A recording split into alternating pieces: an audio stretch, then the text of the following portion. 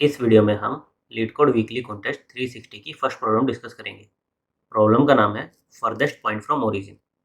इस प्रॉब्लम में हमें तीन टाइप के मूव्स दिए हुए हैं, एल, आर और अंडरस्कोर। एल का मतलब है कि हम 1 यूनिट लेफ्ट डायरेक्शन में मूव करेंगे। आर का मतलब है 1 यूनिट राइट डायरेक्शन में मूव करेंगे। और अंडरस्कोर का मतलब है कि हमारी चॉइस है, हम लेफ्ट में मूव करें या राइट में मूव करें। 1 यूनिट हम किसी भी डायरेक्शन में मूव कर सकते हैं। इस तरह से हमें मूव्स का एक स्ट्रिंग दिया हुआ है। स्टार्टिंग में हमारा एक ओरिजिनल पोजीशन है। हमें स्ट्रिंग में जो मूव्स दिए हुए हैं उनको फॉलो करते हुए मूव करना है। जैसे हमें एल दिया है तो हम एल एक यूनिट लेफ्ट डायरेक्शन में आ जाएंगे।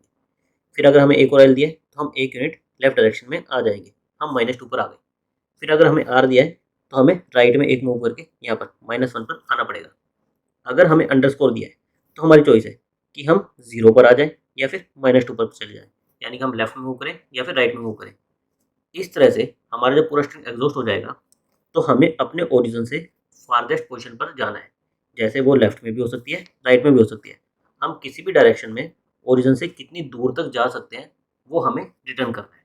जैसे अगर हम ये स्ट्रिंग देखें, L underscore R, L underscore underscore R. Starting में हमें 0 पर है, एल पर जा रहे हैं तो हम एल -1 यहाँ पर पहुँच जाएंगे। फिर हमारे पास अंडरस्कोर है तो हम दोनों जगह इधर -2 या फिर 0 पर जा सकते हैं। हम मान लेते हैं कि हम -2 पर जाएंगे। फिर हम आर यानी कि -2 से -1 यहाँ पर आ जाएंगे। फिर एल फिर से -2 पर चले जाएंगे। फिर अंडरस्कोर अंडरस्कोर। तो हमारे पास अगेन दोनों चॉइस है कि हम राइट में जाएं या फिर लेफ्ट में जाएं। हम और फर्दर जाते हैं, हम लेफ्ट में जाते हैं -3 पर, फिर से लेफ्ट में जाते हैं -4 पर। लास्ट में हमारा गया आर और फिर से हम 3 पर आ जाते हैं। राइट में हमारे पास कोई चॉइस नहीं है, हमें राइट जाना ही पड़ेगा, तो हम -3 पर आ गए। अब हमारा स्ट्रिंग खत्म हो गया। अब अगर हम देखें हम ओरिजिन से कितने डिस्टेंस पर है, -3 और 0 इनका डिफरेंस कितना है, 3।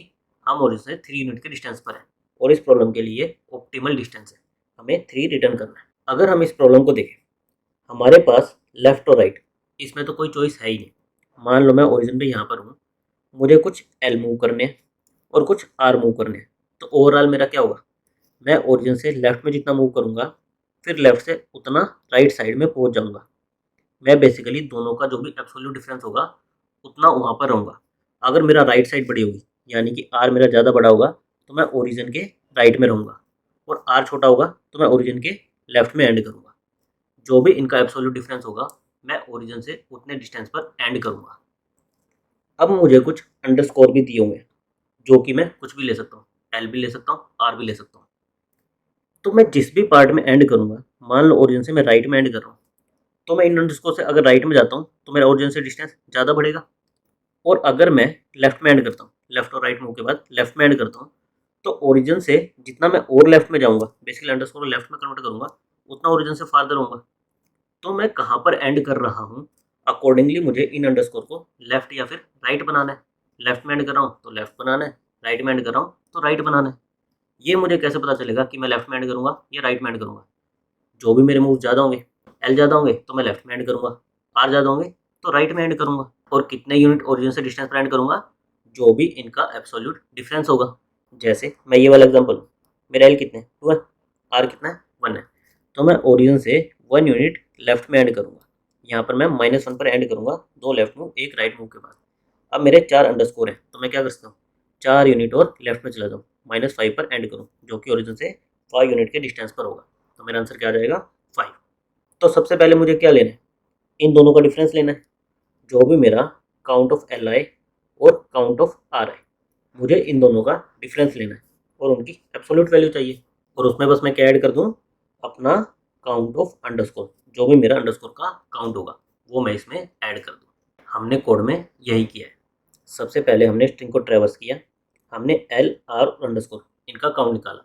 अगर हमारे स्ट्रिंग में ith पोजीशन पर एल है तो एल का काउंट इंक्रीमेंट कर दिया, आर है तो आर का, और अंडरस्कोर है तो अंडरस्कोर का काउंट इंक्रीमेंट कर दिया। हमारे पास तीनों का काउंट आ गया।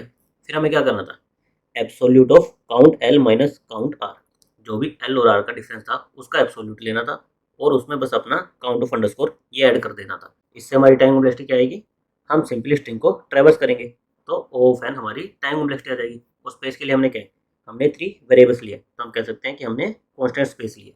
Thank you guys.